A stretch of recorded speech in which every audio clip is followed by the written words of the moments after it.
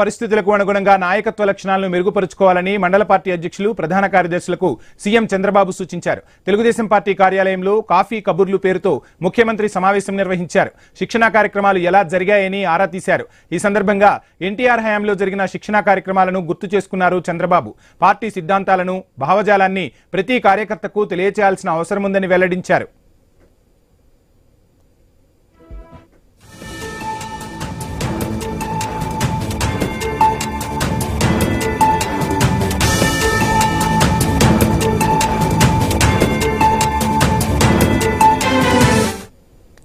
గతంలో కంటే ఇప్పుడు టెక్నాలజీలో చాలా మార్పులు వచ్చాయని సీఎం చంద్రబాబు చెప్పుకొచ్చారు.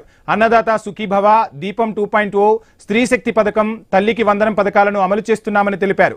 ప్రతి ఒక్కరూ క్రమశిక్షణతో మెలగాలని సూచించారు. ప్రతి పోలింగ్ బూత్ లో బలాబలాలు చెక్ చేసుకోవాలని అన్నారు. వైసీపీ హయాంలో విధ్వంసం జరిగి వ్యవస్థలు పూర్తిగా నిర్వీర్యం అయ్యాయని ఆరోపించారు. ఇప్పుడిప్పుడే అన్నింటినీ గాడిన పెట్టుకున్నామంటూ చెప్పుకొచ్చారు. ప్రతిపక్షంలో ఎంత పట్టుదలతో పనిచేశారో ఇప్పుడు కూడా అంతకు మించిన స్థాయిలో పనిచేయాలని శ్రేణులకు దిశానిర్దేశం చేశారు చంద్రబాబు.